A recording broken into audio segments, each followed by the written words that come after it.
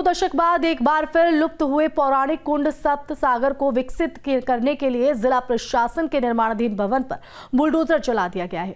प्रशासन की कार्रवाई के बाद सियासत भी तेज होती नजर आ रही है। वहीं स्थानीय सांसद अवधेश प्रसाद ने प्रशासन की कार्रवाई पर सवाल खड़े कर दिए हैं। साथ ही स्थानीय नेता भी कमर कसकर मैदान में उतर चुके हैं। तो वहीं प्रशासन इस मकान को अवैध बताकर अपना रुख कायम कर रहा है।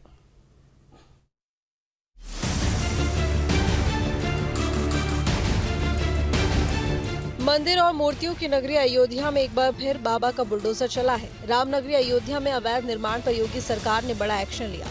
2 दशक बाद एक बार फिर लुप्त हुए पौराणिक कुंड सप्त सागर को विकसित करने की कवायद शुरू हुई। इसी बीच जिला प्रशासन ने निर्माणाधीन भवन पर बुलडोजर चला दिया, जिस पर विवाद शुरू हो गया। जिला प्रशासन ने निर्माणाधीन मकान को ढा दिया। इसके साथ ही एक 7 फुट की बाउंड्री को भी ढाया है। मकान के जमींदोज होने के बाद सियासत तेज हो गई। अयोध्या से सांसद अवधेश प्रसाद और पूर्व मंत्री तेज नारायण पांडे ने पीड़ित परिजनों से मुलाकात की। पीड़ित से मुलाकात कर हर संभव मदद का आश्वासन दिया। आज जब यहाँ पर ये घर ढाया गया है, जिस घर के लिए नक्शा पास है, खसरा खतौनी में नाम दर्ज है और बैंक लोन में भी ये सारी कानूनी प्रक्रिया पूरी है, इसके बावजूद ये आदित्य योगीनाथ के राज में ये जुल्म अत्याचार हो रहा है, लोगों को उजाड़ा जा रहा है। 2018 में इन्होंने जमीन लिया, उसके बाद इन्होंने दाखिल खारिज कराया, उसके बाद विकास प्राधिकरण ने नक्शा पास किया, बैंक ने लोन दिया।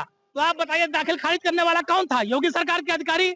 नक्शा पास करने वाला कौन था? विकास प्राधिकरण के अधिकारी, योगी सरकार के अधिकारी। बैंक ने लोन दिया, बैंक ने जांच किया। आप बताइए जब ये बैंक ने लोन दिया, दाखिल खारिज किया, नक्शा पास किया, उसके बाद किस आधार पर एसडीएम ने आके मकान गिरा दिया? और अगर फ्रेश खतौनी पर बिना किसी आदेश के, बिना नई खतौनी लाए हुए आप किसी का मकान ध्वस्तीकरण कर देंगे तो ये कष्टकर है कि नहीं है? आप कानून के हैं, आपका कोई व्यक्तिगत दुश्मनी इनसे नहीं थी। पीड़ित परिवार का कहना है कि मकान 3 महीने से बन रहा था, लेकिन किसी भी व्यक्ति के द्वारा नहीं नोटिस दिया गया, ना ही कोई भी अधिकारी इसकी जानकारी देने आए। छुट्टी के दिन देर शाम प्रशासनिक अधिकारी अचानक पहुंचते हैं और फिर पूरे मकान को गिरा देते हैं। बैंक के द्वारा भी इसी जमीन पर निर्माण के लिए लोन दिया गया। अगर ये गलत जमीन होती तो ये सभी कानूनी प्रक्रिया किस आधार पर किए गए?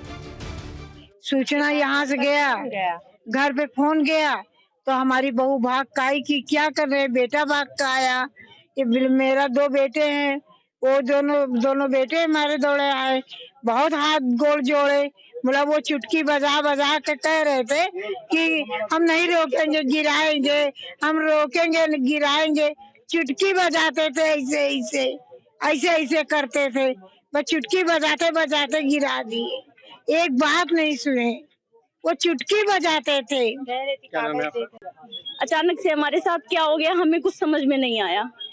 हमारे पास फोन भी नहीं आया, हमारे पास नोटिस भी नहीं आया।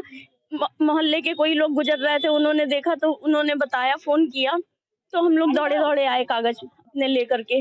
बाबूजी आपसे बस यही है कि हर रिश्तेदार से थोड़ा थोड़ा पैसा लिया, उनसे ये कहा कि भाई हमारा थोड़ा सहयोग करिए, थोड़ा सा घर बनवा ले, उसके बाद जैसे होगा थोड़ा थोड़ा करते जाएंगे। उन्होंने सहयोग किया, उसके बाद अपना पिलर खड़ा करा, छत खड़ा कराया।